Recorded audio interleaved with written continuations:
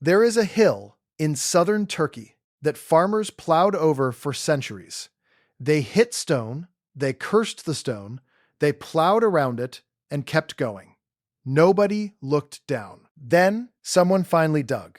And what came out of that hill is older than the pyramids by 7,000 years. Older than writing, older than the wheel, older than farming itself. Massive stone pillars, taller than a man, carved with animals that were dying out at the exact moment those stones were raised. This is not a temple built by a kingdom. There was no kingdom. There were no cities. There was, as far as we ever believed, nothing on earth capable of building this. And yet, here it stands. A megastructure raised by people who supposedly had nothing but stone tools and skins on their backs. They called it Göbekli Tepe, Potbelly Hill. And when the first pillar came up out of the ground in the 1990s, it broke the timeline of human history in half. Because here is the part nobody was ready for. These builders did not just raise the stones and walk away. When they were finished with the site, thousands of years later, they did something that makes no sense at all. They buried it. On purpose, they hauled tons of rubble and dirt and bone and packed it around every pillar until the whole complex vanished under a hill. They sealed their own greatest achievement in the ground like a body in a grave. And for 11,000 years, it stayed hidden.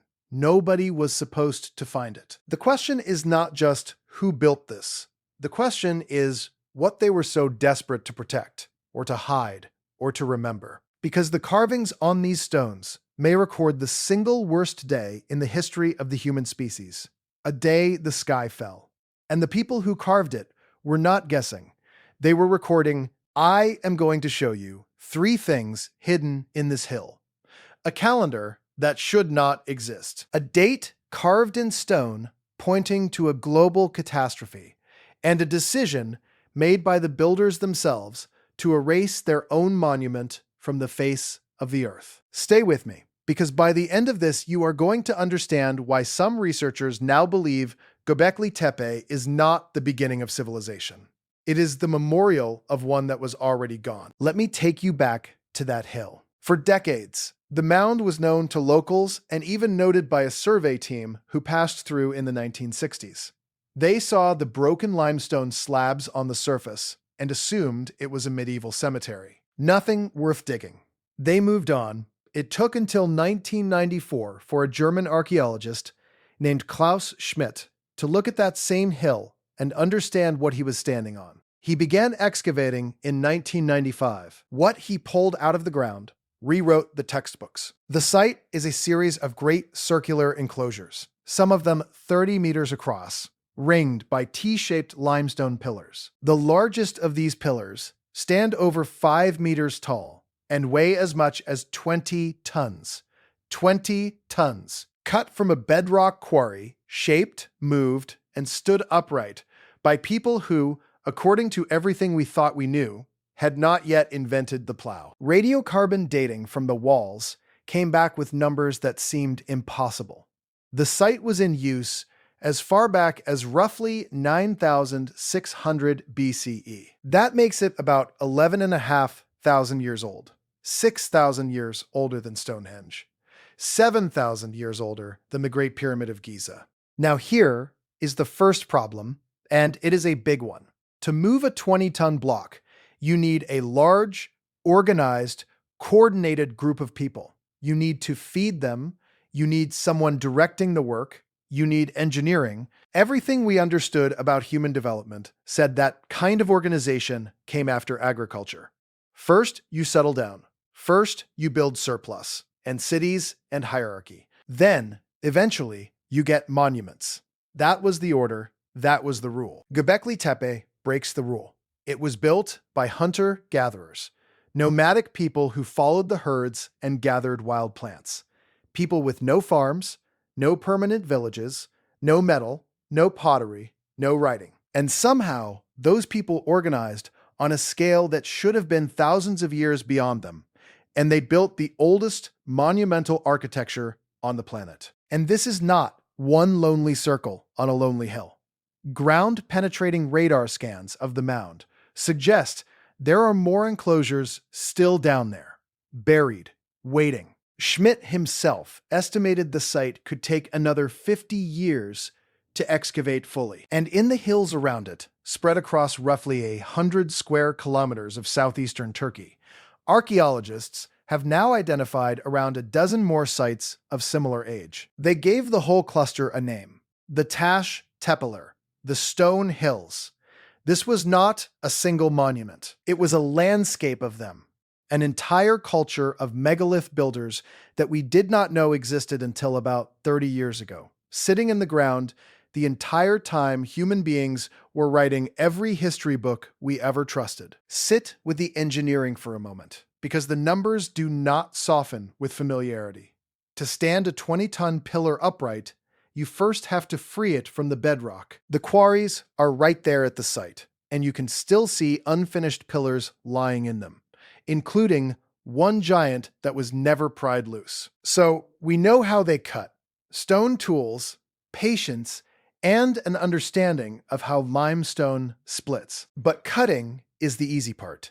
Then you have to move a block the weight of 4 elephants across uneven ground, without wheels, without draft animals, without iron. Then you have to raise it vertical and set it into a socket so it will not fall. And then you have to do it again and again. 10 pillars to a ring, ring after ring for centuries. Every step of that demands a crew that shows up, that is fed, that is led, and that comes back next season to keep going. That is not a hunting band passing through. That is a project. And projects need a society behind them. For decades, the mainstream explanation was simple. It was a temple, a gathering place, a sacred site where scattered bands of hunter-gatherers came together to worship. And the effort of building it slowly pushed them towards settling down and farming. In that telling, Göbekli Tepe is the birthplace of civilization. The temple came first, and the village followed. But that explanation has a problem, because the carvings on the pillars are not random religious decoration. They are specific. They are consistent. And when you actually study what these people chose to carve again and again into 20-ton stone, a very different picture begins to emerge. These builders were not just worshiping. They were watching the sky, and they were terrified of something in it. That is the first clue. And it is the one you can see with your own eyes. Walk up to the pillars and look at what covers them. Animals. Foxes, boars, snakes, scorpions, vultures, cranes, beautifully carved in high relief wrapping around the stone. For years, this was read as totem imagery, the kind of animal symbolism you would expect from a hunting people. Reasonable enough. But then, researchers started noticing the arrangement. The animals are not scattered like a hunting mural. On certain pillars, they are grouped, positioned, and framed in ways that look less like a picture and more like a diagram. One pillar in particular changed everything.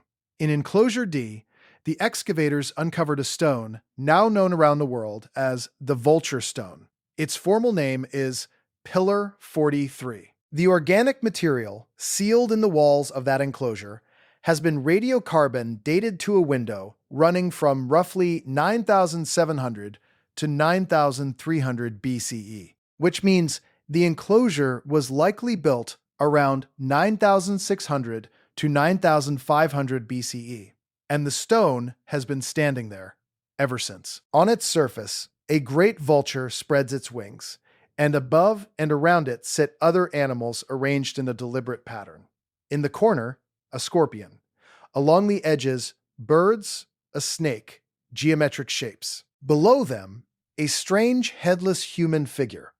And here, mainstream archaeology and a group of scientists went to war. In 2017, 2 researchers at the University of Edinburgh, engineer Martin Sweatman and his colleague Dimitrios Sikritsis, published a paper that set off a firestorm. They argued that the animals on Pillar 43 are not animals at all. They are constellations, a star map. The vulture, they said, maps onto the region of the sky we call Sagittarius.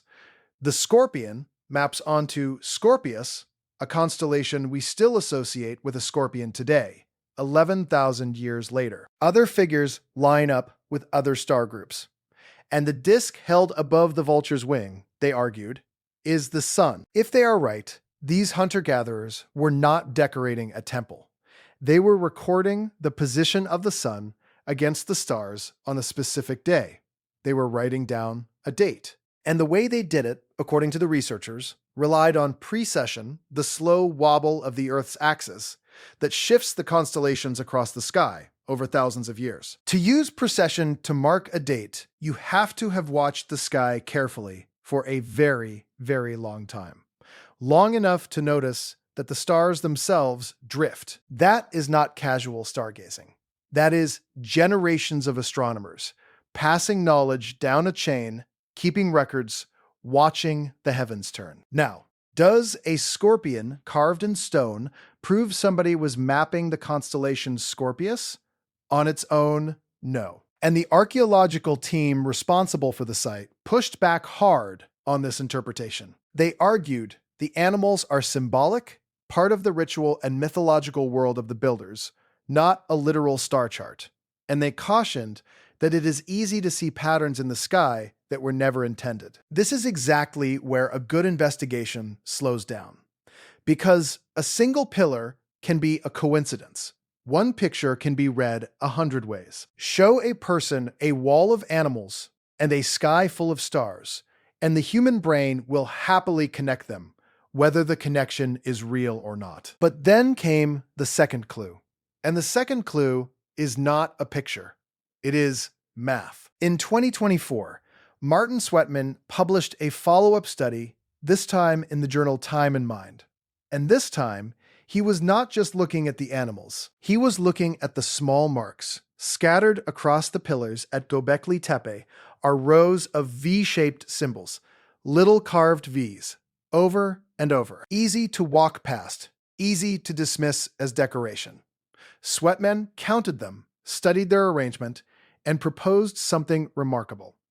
Each V, he argued, represents a single day. And when you read the arrangement of those Vs as a system, what you get is a calendar. Not just any calendar. A solar calendar of 12 lunar months plus 11 extra days. Count that up. 12 months plus 11 days lands you very close to the 365 days of a solar year. This is a lunisolar calendar, a way of reconciling the cycle of the moon with the cycle of the sun.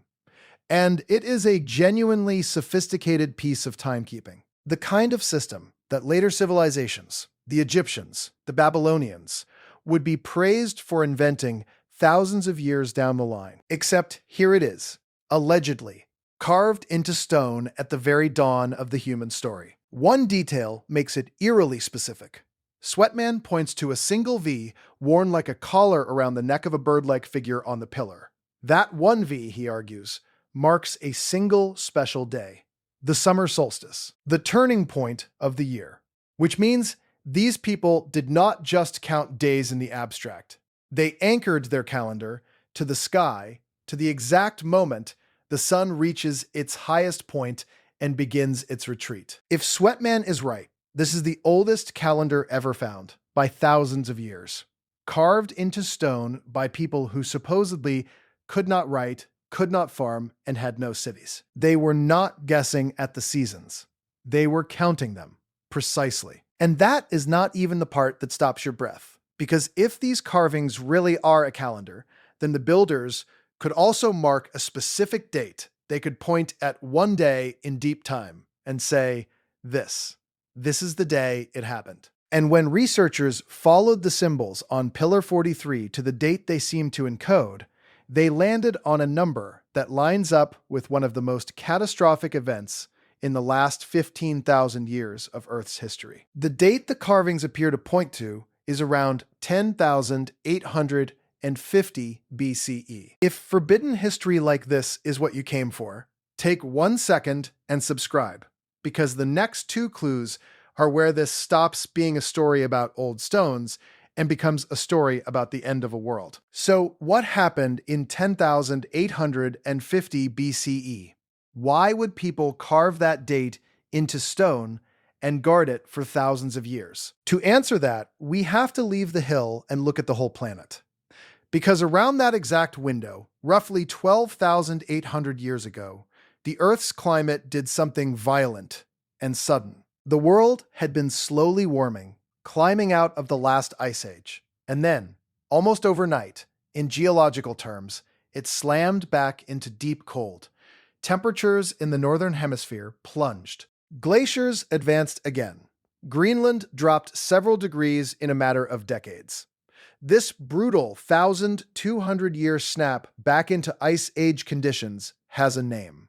Scientists call it the Younger Dryas. For a long time, the cause was a mystery.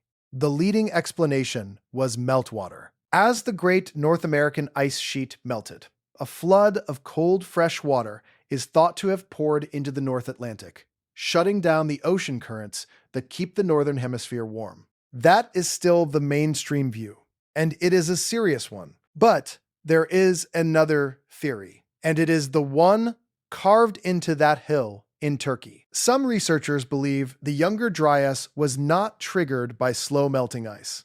They believe it was triggered by an impact. A comet, or more likely a swarm of comet fragments, striking the Earth and its atmosphere around 12,800 years ago. This is called the Younger Dryas impact hypothesis.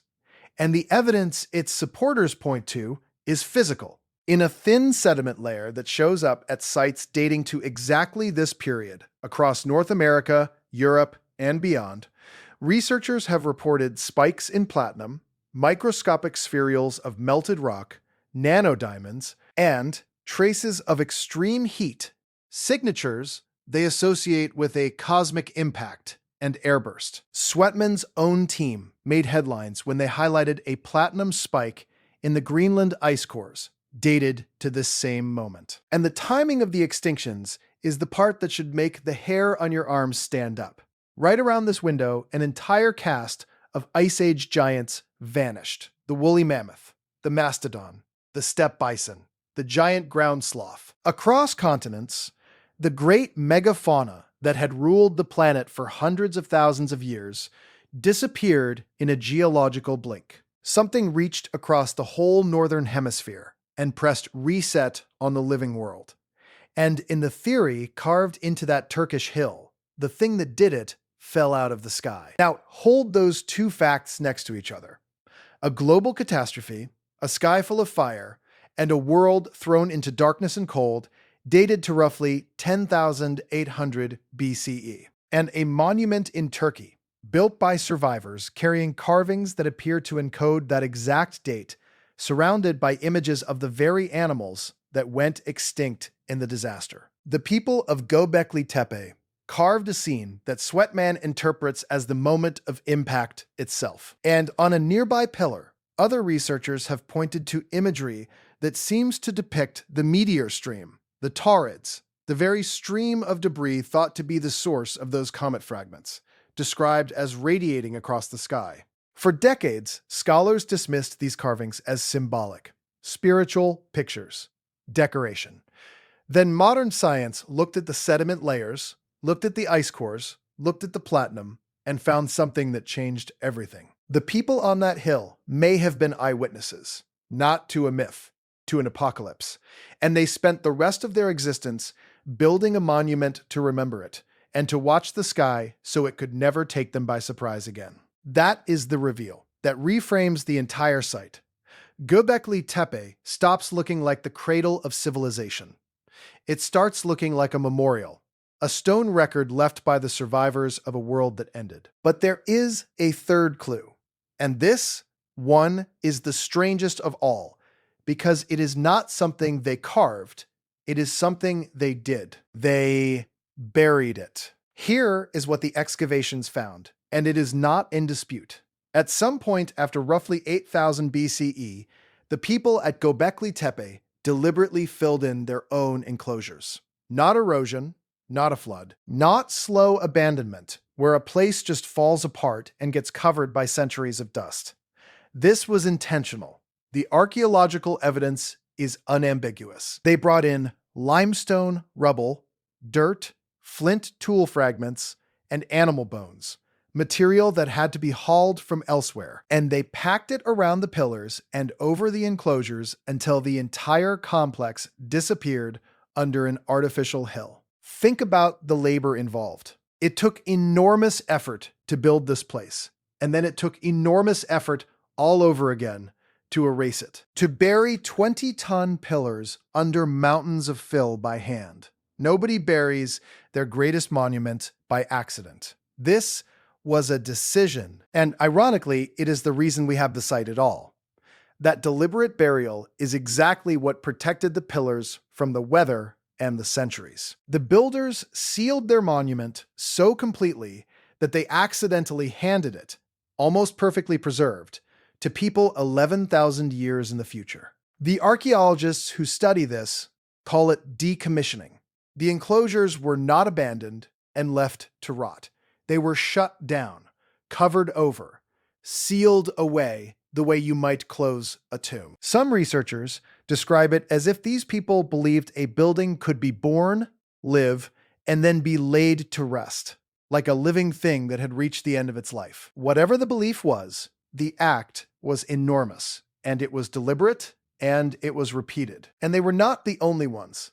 35 kilometers away sits a sister site called Karahan Tepe, part of the same lost culture, dated to around 9,400 BCE. Karahan Tepe is in some ways even stranger than Göbekli Tepe. Its architecture is carved directly down into the bedrock. It contains a sunken chamber known as the Pillar Shrine, where 11 stone pillars rise from the floor around a central figure, and a carved human head stares out of the rock wall of a subterranean room. The 11 pillars in that shrine rise from bedrock the builders carved down into. Not stone, they stacked up, which means the whole chamber was hollowed out of the living rock with hand tools. And that carved human head in the wall does not look outward like a decoration.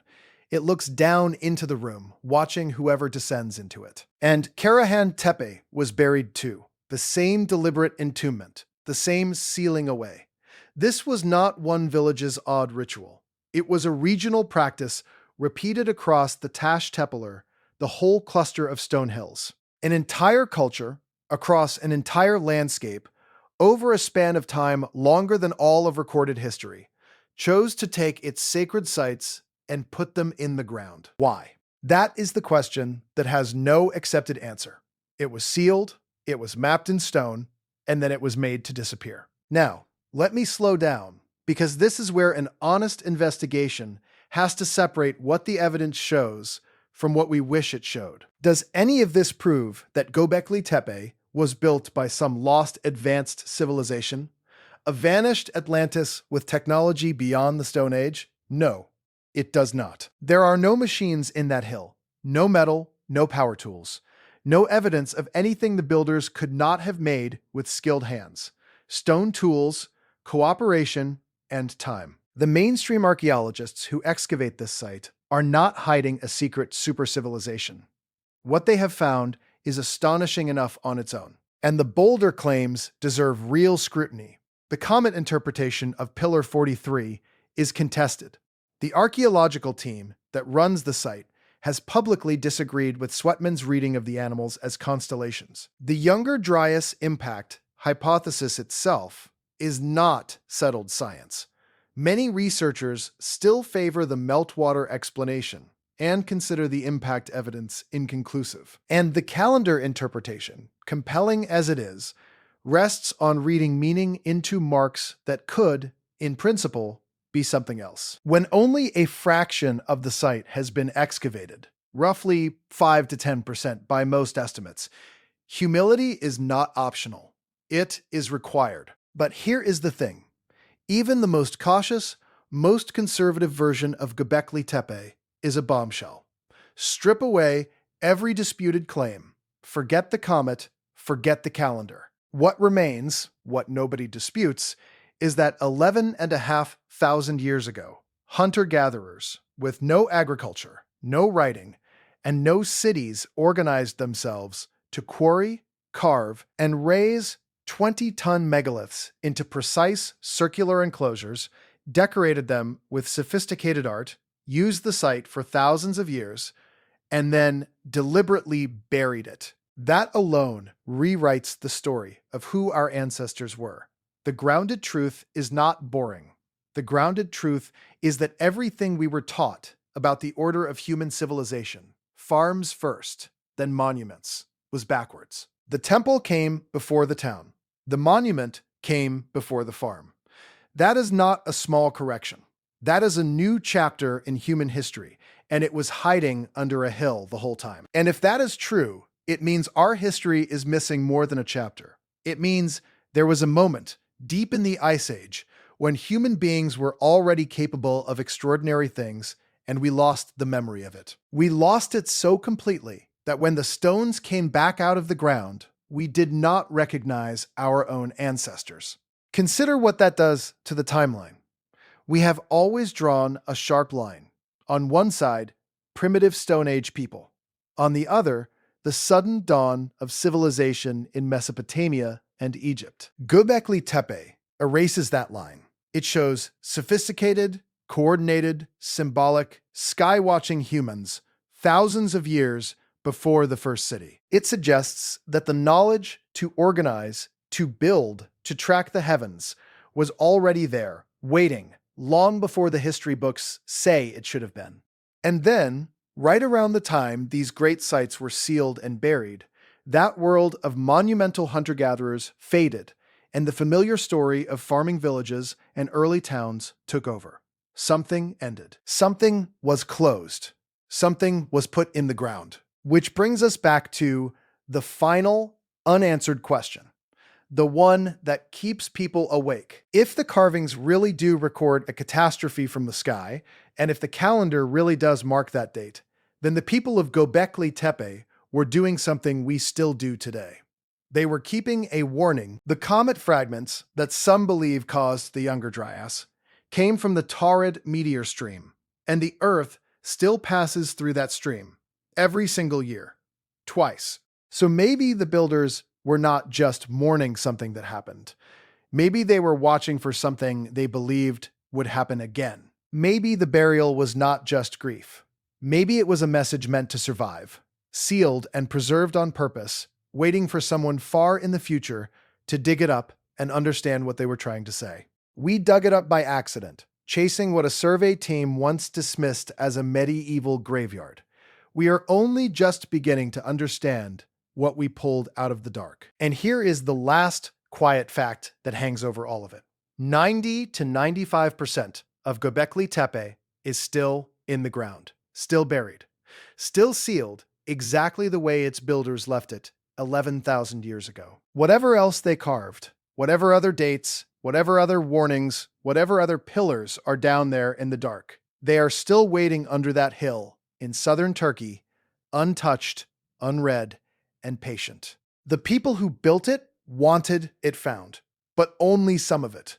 The rest is still theirs. And somewhere beneath that quiet Turkish hillside, under tons of rubble hauled there by hands that watch the sky fall, the oldest message ever left by human beings is still waiting for us to finish reading it. If this rewired how you think about where we came from, the next investigation on screen right now goes even deeper. Watch it now before you look at the past the same way again.